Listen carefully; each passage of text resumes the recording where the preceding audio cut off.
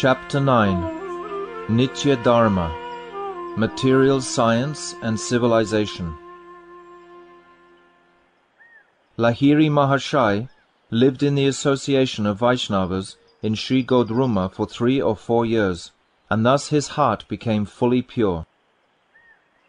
At all times he chanted Harinam, while eating, walking and sitting, before sleeping and after rising. He wore simple clothes and did not even use shoes or sandals. He had relinquished his pride in his caste so completely that as soon as he saw a Vaishnava, he would offer him Dandavat Pranam and forcibly take the dust from his feet. He would seek out pure Vaishnavas in order to honor the remnants of their meals.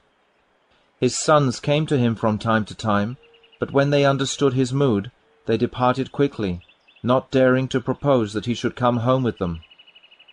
To look at Lahiri Mahashai now, one would certainly take him to be a Vaishnava Babaji. From the philosophy of the Vaishnavas of Sri Godruma, Lahiri Mahashai had understood that the essential principle is genuine detachment within the heart, and not the adoption of the external dress of renunciation. In order to minimize his needs, he followed the example of Sri Sanatana Goswami and tore one piece of cloth into 4 to use as his garments. Nonetheless, he still wore his sacred thread around his neck. Whenever his sons wanted to give him some money, he would reply, "I will not accept even a single kodi from materialists." Chandrasekhar, his eldest son, once brought him 100 rupees for a festival to feed the Vaishnavas, but Lahiri Mahashai remembered Sri Das Goswami's example and did not accept the money. One day, Paramahamsa Babaji said, "Lahiri Mahashai, you are now free from all traces of non-Vaishnava behavior. Even though we have accepted the vows of mendicancy, we can still learn much from you about renunciation. If only you had a Vaishnava name, everything would be completely perfect." Lahiri Mahashai replied, "You are my Param Guru. Please do as you see fit." Babaji Mahashai said, "Your residence is at Sri Shantipur, so we will address you as Sri Advaita Das." Lahiri Mahashai fell in prostrated obeisances and accepted the mercy of his new name. From that day on, everyone called him Sri Advaita Das, and they referred to the kutia in which he resided and performed his bhajan as Advaita Kutia. Advaita Das had a childhood friend named Digambar Chattopadhyaya, who had earned vast wealth and reputation by performing important services in the Muslim royal administration. When Digambar Chattopadhyaya attained seniority, he retired from his government post and returned to his village of Ambika. There he heard that his childhood friend had renounced his home and was now living in Godrum under the name Sri Advaita Das, and was spending his time chanting Harinam. Digambar Chattopadhyaya was a dogmatic worshipper of the goddess Durga, and he would block his ears with his hands if he so much as heard the name of a Vaishnava. When he heard about the downfall of his beloved friend, he said to his servant, "Vamana Das, arrange for a boat immediately, and I will go straight to Godruma." The servant quickly hired a boat and reported back to his master. Digambar Chattopadhyaya was very astute. He was a scholar of the Tantra Shastras and was highly skilled in the ways of Muslim civilization. His knowledge of Farsi and Arabic forced even Muslim scholars and teachers to admit defeat at his hands, and he would leave any Brahmana scholar dumbfounded by his expertise in arguing the Tantra Shastra. He had acquired a significant reputation in Delhi, Lucknow, and other cities, and in his spare time he had written a book called Tantra Sangraha, a compendium on the Tantra, in which he displayed his extensive learning through his commentaries on the shlokas. Digambar took his Tantra Sangraha with him and climbed into the boat in a fiery mood. Within 6 hours they arrived at Sri Godruma, where Digambar instructed an intelligent man to go to Sri Advaita Das, while he himself remained in the boat. Digambar's messenger found Sri Advaita Das sitting in his kutia, chanting Harinam, and he offered pranam to him. "Who are you, and why have you come?" inquired Adwaita Das. The man replied, "I have been sent by the Venerable Digambar Chattopadhyaya. He asks whether Kalidas still remembers him, or whether he has forgotten him." Shri Adwaita Das asked rather eagerly, "Where is Digambar? He is my childhood friend. How could I possibly forget him? Has he now adopted Vaishnava dharma?" The man said, "He is sitting in a boat at the riverside. I cannot say whether he is a Vaishnava or not." Adwaita Das said, "Why is he at the riverside? Why doesn't he come to my kutir?" When the messenger heard these inviting words, he left to inform Digambar, who arrived at Adwaita kutir within an hour, accompanied by a few other gentlemen. Digambar had always been a generous man at heart, and now he became overwhelmed with joy when he saw his old friend. He embraced Shri Adwaita Das and sang a song that he had composed himself. O Mother Kali, who in the 3 worlds can fathom your pastimes? Sometimes you take the shape of a man, sometimes that of a woman, and sometimes you appear in battle in a ferocious mood. As Lord Brahma, you create the universe. As Lord Shiva, you destroy it, and as Lord Vishnu, you pervade the universe and maintain all living entities. As Sri Krishna, you appear in Vrindavan and wander from forest to forest playing the flute. Then again you appear in Navadvip as Sri Gora and intoxicate everyone with the chanting of Sri Harinam. Adwaita Das offered Digambar Chattopadhyaya a seat made of leaves, saying, "Come in, my brother, come in. It has been such a long time since we last met."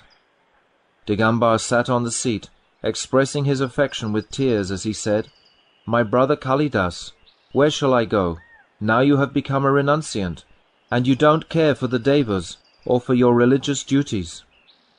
I came from Punjab filled with so much hope, but our boyhood friends have all gone.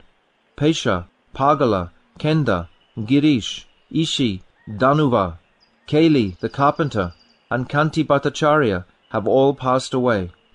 Now only you and I remain. I thought I could sometimes cross the Ganga and meet you at Shantipur, and you could sometimes cross the Ganga and visit me in Ambika. We could have spent whatever time remains to us singing together and studying the Tantra Shastra. Alas, fate has dealt me a cruel blow.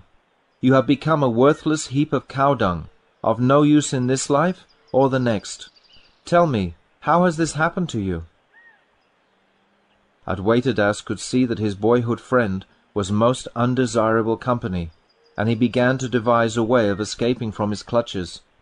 Thinking like this, he said, "Brother Digambar, do you remember that day in Ambika when we were playing Guli Danda, and we reached the old tamarind tree?" Digambar: Yes, I remember very clearly. It was the tamarind tree just next to Gauridas Pandit's house. Gauranitai used to sit underneath that tree. Adwaita: Brother, as we were playing you said, "Don't touch this tamarind tree. Aunt Sachi's son used to sit here, and if we touch this tree, we shall become renunciants." Digambar: Yes, I remember it well. I noticed that you had some leaning towards the Vaishnavas, and I said, "You will fall into Gauranga's trap." Adwaita: Brother, that has been my nature. At that time I was only on the verge of falling into that trap, but now I have actually fallen in. Digambar: Take my hand and come out. It is not good to remain in a trap. Adwaita: Brother, I am very happy in this trap. I pray to remain here forever. Just touch this trap once and see for yourself. Digambar: I have seen everything. It seems like happiness in the beginning, but in the end you will see that it is just deception. Adwaita: And what about the trap that you are in? Do you expect to obtain great happiness in the end? Don't delude yourself. Digambar: Look, we are the attendants of the goddess Mahavidya, Durga. We enjoy happiness now, and we will also enjoy it in the hereafter. You think that you are happy now, but I don't see that you are happy at all. Furthermore, there will be no limit to your suffering in the end. I cannot understand why anyone becomes a Vaishnava. You see, We enjoy eating meat and fish, we are well dressed, and we are more civilized than you Vaishnavas. We enjoy all the happiness that material science affords, whereas you are deprived of all these things, and ultimately you will not even gain deliverance. Advaita: Brother, why do you claim that there will be no deliverance for me in the end? Digambar: No one, even Lord Brahma, Lord Vishnu, or Lord Shiva, can ever obtain salvation if they are indifferent to Mother Nishtarini. Mother Nishtarini, she who grants deliverance, is the primordial power. She manifests Brahma, Vishnu, and Mahesh, and after that she maintains them by her active potency. When that mother desires, everything re-enters her womb, which is the vessel that contains the entire universe. Have you ever worshipped the mother to invoke her mercy? Advaita: Is Mother Nishtarini a conscious entity or inert matter? Digambar: She is consciousness personified, and she possesses independent will. It is by her desire alone that spirit is created. Advaita: What is Purush, spirit, and what is Prakriti, matter? Digambar: Vaishnavas engage only in bhajan. They have no knowledge of fundamental philosophical truths. Although Purush and Prakriti manifest as two phenomena, they are actually one, like the two halves of a chickpea. If you take the outer skin off the chickpea, there are two halves, but if the outer skin remains, there is one chickpea. Purush is conscious, and Prakriti is inert. When the conscious and inert merge into the one undifferentiated substance, it is known as Brahman. Advaita: Is your mother Prakriti female or Purush male? Digambar: Sometimes she is female and sometimes male. Advaita: So if Purush and Prakriti are like the two halves of a chickpea covered by a skin, which is the mother and which is the father? Digambar: Are you making philosophical inquiries? Excellent. We are well acquainted with the truth. The fact is that the mother is Prakriti and the father is consciousness, Chaitanya. Advaita: And who are you? Digambar: Pasha Bado Bhavaj Jiva, Pashu Mukta Sadashiva. When one is bound by the ropes of Maya, one is a Jiva, and when one is released from those bonds, one is Lord Sadashiva. Advaita: So are you spirit or matter? Digambar: I am spirit, and mother is matter. When I am bound, she is mother. When I become liberated, she will be my wife. Advaita: Oh, splendid! Now the whole truth is exposed without any doubt. The person who is your mother now will become your wife later. Where did you get such a philosophy? Digambar: Brother, I am not like you, simply wandering here and there saying Vaishnava, Vaishnava.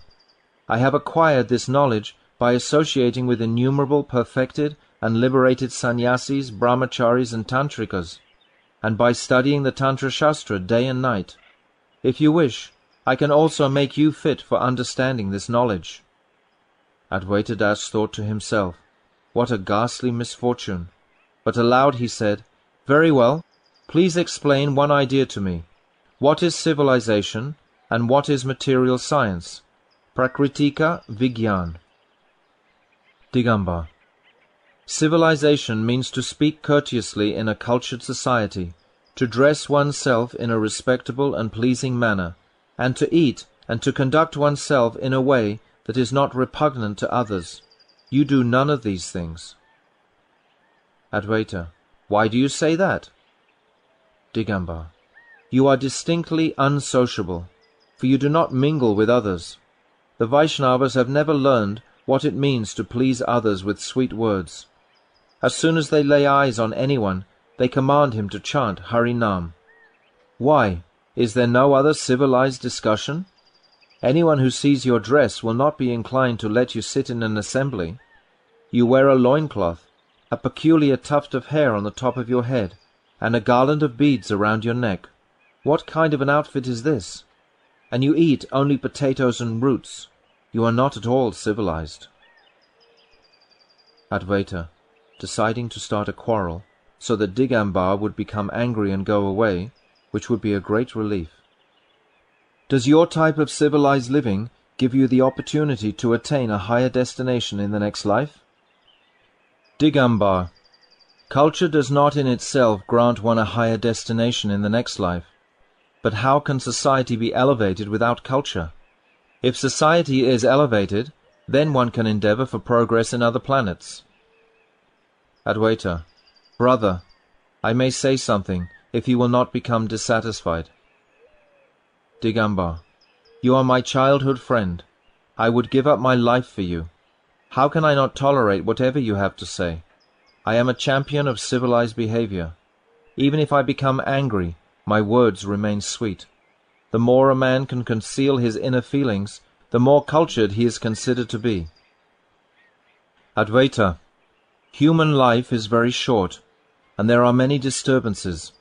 In this brief span of life, the only duty of humanity is to worship Sri Hari with simplicity. Studying the ways of material civilization and culture is simply deceiving the soul. I have understood that the word civilization is simply another word for civil deception. A human being remains simple as long as he adheres to the path of truth. When he adopts the path of dishonesty, he desires to appear civilized and to please others by sweet words, but internally he remains addicted to deception and wicked deeds. What you describe as civilization has no good qualities, because truthfulness and simplicity are really the only good qualities. In modern times, civilization has come to mean keeping one's depravity concealed within. The word civilization, sabhyata, literally means fitness to participate in a sabha, virtuous assembly. In reality, civilization that is free from sin and deception is only found amongst Vaishnavas. Non-Vaishnavas very much appreciate civilization that is saturated with sin. The civilization that you speak of is not related to the Nitya dharma of the Jaiva. If civilization means to adorn oneself in stylish clothes to appeal to others, then prostitutes are more civilized than you are. The only requirement for clothing is that you should cover the body and be clean and free from unpleasant odor. Food is faultless when it is pure and nutritious, but you only care whether it tastes good. You don't even consider whether it is pure or not.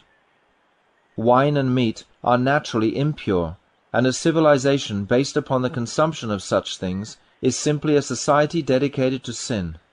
What passes as civilization at present is the culture of Kali Yuga. Digambar, have you forgotten the civilization of the Muslim emperors? Just consider the manners with which people sit in the court of the Muslim emperor. How politely they speak, and with such proper etiquette.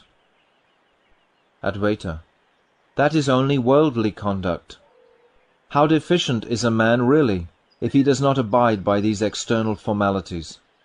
Brother, you have served in the Muslim government for so long that you have become partial to that type of civilization. In reality, human life only becomes civilized when it is sinless. The so-called advancement of civilization in Kali Yuga simply means an increase in sinful activity. This is nothing but hypocrisy. Digambar, look, educated modern men have concluded that civilization means humanism, and that those who are not civilized are not human beings. The primary sign of modern civilization is dressing women in very sophisticated clothes and ornaments to conceal their faults. Advaita, just consider whether this idea is good or bad. I perceive that those whom you call educated are merely rogues who have taken advantage of the times. Such people favor this deceitful civilization, partly because of sinful impressions within their hearts, and partly because they see it as an opportunity to conceal their faults. Can a wise man find happiness in such a civilization? Only vain arguments and physical intimidation can maintain veneration for a civilization of rogues.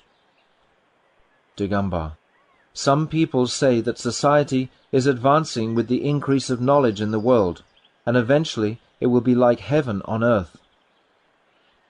Advaita, that is simply fantasy. It is quite extraordinary that people have faith in this, and it is even more bizarre that others have the audacity to propagate such a view without actually believing it themselves. There are two types of knowledge. Paramartic knowledge relates to eternal truth, while Lokic knowledge relates to this transitory world. Paramartic knowledge does not seem to be increasing. On the contrary, in most cases, knowledge has been corrupted and deviated from its original nature. Only Lokic knowledge seems to be on the increase. Does the Jiva have an eternal relationship with Lokic knowledge? When Lokic Gyan increases, people's minds become distracted by temporary material pursuits, and they neglect the original spiritual truth. I firmly believe that the more Lokic Gyan increases, the more duplicitous a civilization becomes. This is a great misfortune for the living beings. Digambar. A misfortune? Why? Advaita. As I said before, human life is very short. The Jivas are like travellers at an inn, and they should use this brief span of life to prepare themselves for their ultimate destination. It would be sheer foolishness if travellers staying in an inn were so caught up with improving the conditions of their stay that they forgot their destination. The more one's involvement with material knowledge increases, the more one's time for spiritual matters dwindles. I am convinced that material knowledge should be used only as much as it is needed to maintain one's livelihood. There is no necessity for excessive material knowledge and its companion, material civilization. For how many days will this earthly glitter remain? Digambar. I see that I have fallen into the clutches of an unyielding renunciant. Then does society serve no function? Advaita. That depends upon the composition of a particular society. The function served by a society of Vaishnavas is highly beneficial for the Jivas, but a society of non-Vaishnavas, or a society that is merely secular, serves no useful function. But enough of this topic. Tell me, what do you mean by material science? Digambar. The Tantra Shastra has delineated many types of material science, Prakrita Vigyan.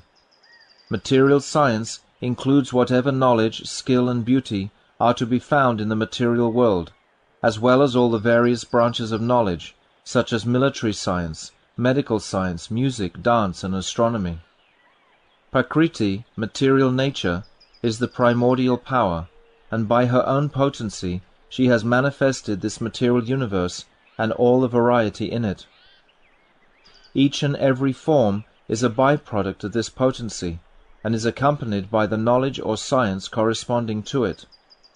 When one acquires that knowledge, he is liberated from sins committed to Mother Nishtarini. The Vaishnavas do not seek this knowledge, but we Shaktas will obtain liberation on the strength of it. Just consider how many books have been written in pursuance of this knowledge by great men such as Plato, Aristotle, Socrates and the famous Hakim. Advaita.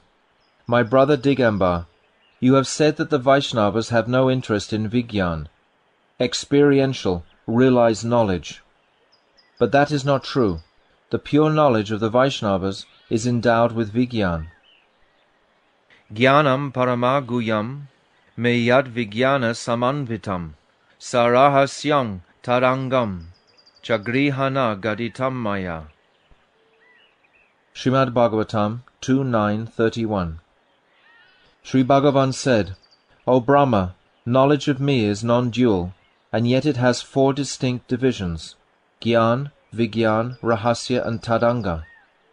A Jiva cannot understand this by his own intelligence, but you can understand it by my mercy.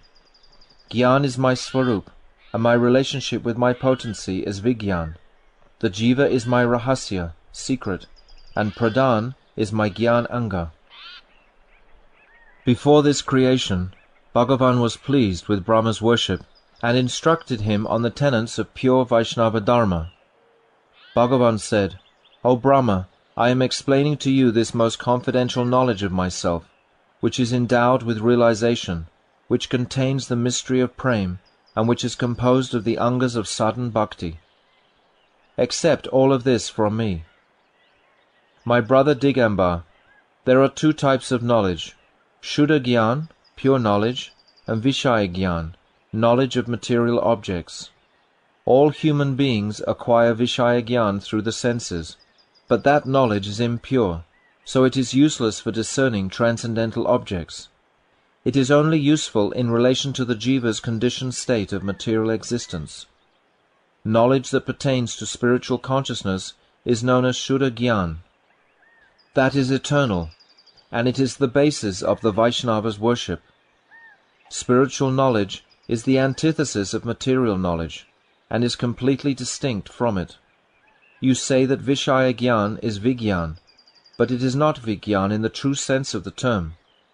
The real reason that your Ayurveda and other types of material knowledge are called Vigyan is that they are distinct from pure spiritual knowledge. True Vigyan is that pure knowledge that is distinct from material knowledge.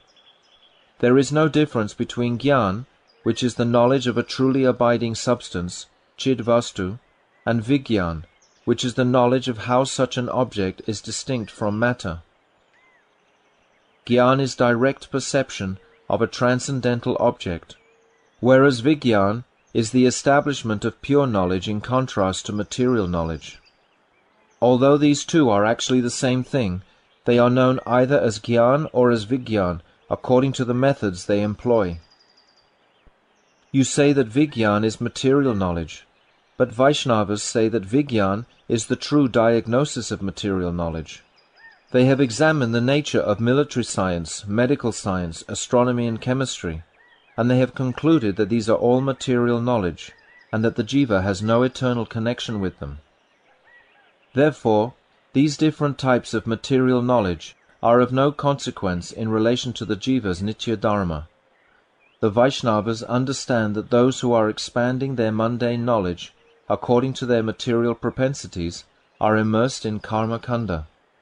However, Vaishnavas do not condemn such materialists. Indirectly, the endeavors for material improvement help the Vaishnava's spiritual progress to some extent. The material knowledge of those who pursue material advancement is insignificant, and you may call it Prakritika Vigyan, natural science. There is certainly no objection to that. It is foolish to quarrel over names. Digambar. Well, if there were no advancement of material knowledge, how could you Vaishnavas conveniently satisfy your material needs and be free to engage in bhajan? You should also make some endeavor for material advancement. Advaita. People work in different ways according to their respective inclinations, but Ishvara is the supreme controller of all, and he awards each person the appropriate result of his action. Digambar. Where does inclination come from? Advaita. Inclination develops from deep-rooted impressions in the heart, acquired through previous activities. The more extensively one is involved with matter, the more expert he will be in material knowledge and the crafts originating from such knowledge. The articles that such people manufacture may help the Vaishnavas to serve Krishna, but there is no need for the Vaishnavas to labor for them separately. For example, carpenters earn their livelihood by producing shingasans, which Grihastha Vaishnavas use as platforms where they place the deity. Bees are inclined to gather honey, which devotees accept for the service of the deity. It is not that all the jivas of the world endeavor for spiritual advancement. They are engaged in different types of work, impelled by their respective natures. Human beings have different types of tendencies, some high and some low. Those with lower natures are impelled to engage in menial labor, which assists other types of work prompted by those of a higher nature. This division of work turns the wheel of the universe very beautifully. Everyone who is under the jurisdiction of matter works according to his material propensity, and thereby assists the Vaishnavas in their spiritual development. Such materialists are not aware that their activities are helping the Vaishnavas, because they are bewildered by the potency of Sri Vishnu's Maya. Consequently, the entire world serves the Vaishnavas, but unknowingly. Digambar. What is this Vishnu Maya? Advaita. In the Chandi Mahatmya Markandeya Purana 8140, Vishnu Maya is described. Yoga Maya Hare Shakti Yaya Samohitam Jagat. The potency of Sri Hari, by which the entire world is bewildered, is known as Yoga Maya. Digambar. Then who is the goddess I know as Mother Nishtarini? Advaita. She is Sri Hari's external potency, known as Vishnu Maya. Digambar then produced his book on Tantra. Digambar. Look, it states in Tantra Shastra that my Divine Mother is consciousness personified. She possesses full will, and she is beyond the three qualities of material nature, yet she is the support of the three qualities. Your Vishnu Maya is not free from the influence of the modes of nature, so how can you equate your Vishnu Maya with my mother? It really irritates me that Vaishnavas are so fanatical. You Vaishnavas have blind faith. Advaita. My brother Digambar, please don't be angry. You have come to see me after such a long time, and I want to satisfy you.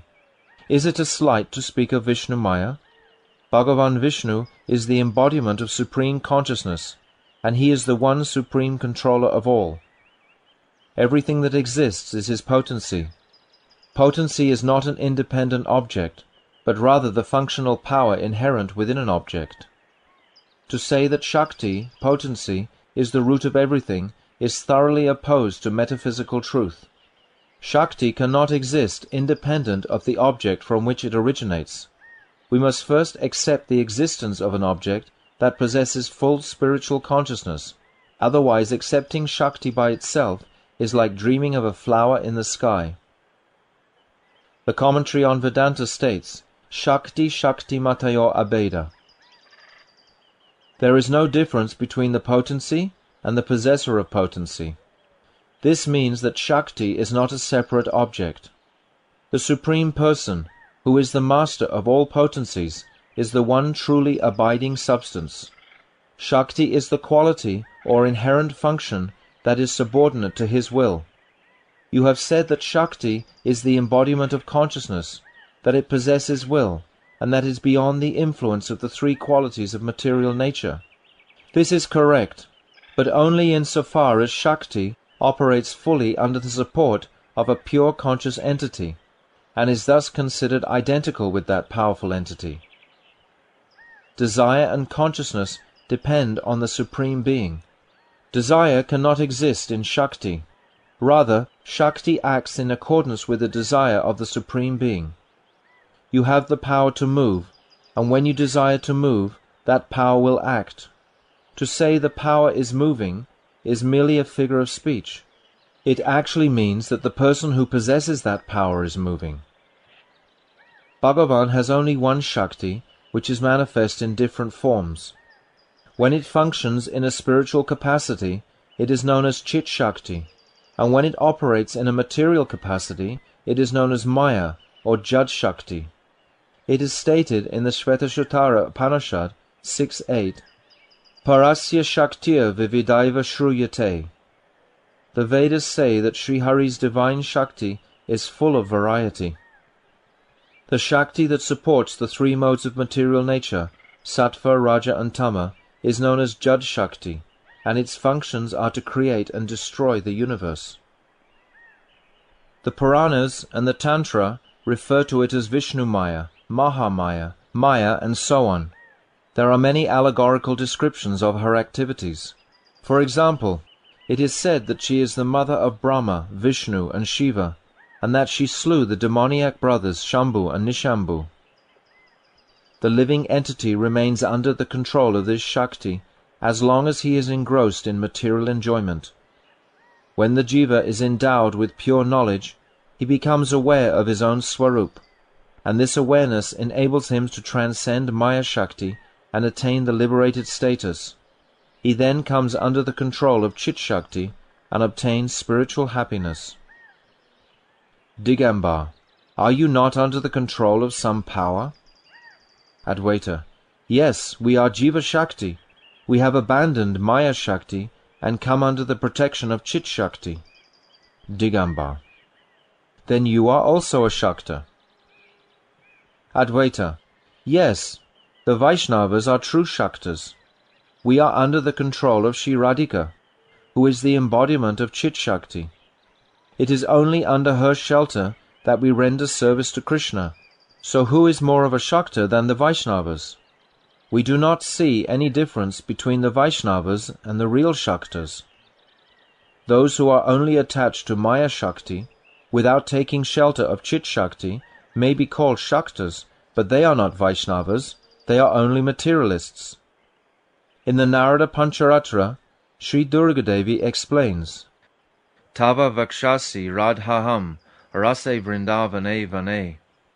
In the forest known as Vrindavan, I am your internal Shakti, Sri Radhika, who adorns your chest in the rasa dance. From this statement of Durgadevi, it is clear that there is only one Shakti, not two. That Shakti is Radhika, when she manifests as the internal potency, and she is Durga, when she is manifested as the external potency. In the condition of freedom from contact with the material modes of nature, Vishnu Maya is the Chit Shakti. That same Vishnu Maya is the Jad Shakti when it is endowed with the modes of nature. Digambar: You said that you are Jiva Shakti. What is that? Advaita: Bhagavan has said in the Bhagavad Gita 7:4-5, Bhumya apo nalo vayu kang mano buddhya evacha ahankara iti yam me bina prakritir astada iparye yam itastvanyam prakritim vidi me param jiva bhutam mahabaho ya ye dang daryate jagat. My external Shakti, known as Prakriti, is divided into 8 distinct components: earth, water, fire, air, ether, mind, intelligence, and egoism. You should know, however, that this 8-fold Prakriti is my inferior potency. O mighty armed Arjuna, I have another Shakti known as the Jiva, which is superior to the material potency, and which is utilizing the resources of this universe.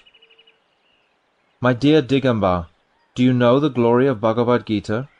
This Shastra is the essence of the instructions of all Shastras, and it resolves all conflicts between the various philosophical ideologies. It establishes that the category of entities known as Jiva Tattva is fundamentally different from the material world, and is one of Ishvara's potencies. Learned authorities refer to this Tattva as the Tatastha Shakti. This Shakti is superior to the external potency, and inferior to the internal potency. Therefore, the Jivas are a unique Shakti of Krishna. Digambar: Kalidas, have you read the Devi Gita? Advaita: Yes, I read it quite some time ago. Digambar: What is the nature of its philosophical teachings? Advaita: My brother Digambar, people praise molasses only as long as they have not tasted sugar candy. Digambar: My brother, this is simply blind faith on your part. Everyone has tremendous regard for the Devi Bhagavat and the Devi Gita. You Vaishnavas are the only people who cannot even bear to hear the names of these 2 books. Advaita: Have you read the Devi Gita? Digambar: No. Why should I lie? I was going to copy these 2 books, but I still have not been able to do so. Advaita: How can you say whether a book is good or bad when you have not even read it? Is it my faith or yours that is blind? Digambar: Brother, I have been somewhat afraid of you ever since childhood. You were always very talkative, but now that you have become a Vaishnava, you are even more assertive in expressing your views. Whatever I say, you cut to pieces. Advaita: I am certainly a worthless fool, but I can see that there is no Shuddha Dharma apart from Vaishnava Dharma. You were always inimical to the Vaishnavas, and that is why you could not even recognize the path of your own auspiciousness. Digambar, a little angry. Oh, you're so sure of your own position. Do you claim that I cannot see the path of my own auspiciousness, when I have performed so much sadhana and bhajan? Have I been cutting grass all this time to feed my horse? Just look at this Tantra Sangraha that I have written. Do you think it was a joke to produce a book like this? You arrogantly flaunt your Vaishnavism and ridicule modern science and civilization. What am I to do about this? Come, let us go to a civilized assembly and see who will be judged right, you or me. Advaita Das wanted to be free from Digambar's undesirable association as soon as possible, for he felt that this meeting was completely non-productive. Well, brother, he said, what use will your material science and civilization be at the time of death? Digambar, Kalidas, you really are a strange fellow. Will anything remain after death? As long as you are alive, you should try to acquire fame among civilized men, and enjoy the 5 pleasures, wine, meat, fish, wealth, and women. At the time of death, Mother Nishtarini will arrange for you to go wherever you are meant to go. Death is certain, so why are you subjecting yourself to so much tribulation at present? Where will you be when the 5 elements of this body merge with the 5 great elements of material nature? This world is Maya, Yoga Maya, and Mahamaya. It is she who can award you happiness now and liberation after death. Nothing exists except Shakti. You have come from Shakti, and you will return to Shakti in the end. Just serve Shakti, and witness the power of Shakti in science. Try to increase your spiritual power through yoga discipline. In the end, you will see that there is nothing other than this imperceptible potency. Where did you get this far-fetched tale about a conscious Supreme God? Your belief in such a story is making you suffer now, and I can't fathom what destination you will attain in the next life that will be superior to ours. What is the need for a personal God? Just serve Shakti, and when you merge into that Shakti, you will remain there eternally. Advaita, my brother, you have become infatuated with this material Shakti. If there is an all-knowing Bhagavan, then what will happen to you after death? What is happiness? Happiness is peace of mind. I have given up all material pleasure and found happiness in inner peace. If there is anything more to be achieved after death, I will attain that as well. You are not satisfied. The more you try to enjoy, the more your thirst for material pleasure expands. You do not even know what happiness is. You are simply drifting in the current of sensuality and calling out, pleasure, pleasure, but one day you will fall into an ocean of sorrow. Digambar, whatever will be my fate will be, but why have you abandoned the association of cultured men? Advaita, I have not renounced the association of cultured men. Rather, that is precisely what I have obtained. I am trying to give up the association of degenerate men. Digambar, how do you define degenerate association? Advaita, please hear without becoming angry, and I will tell you.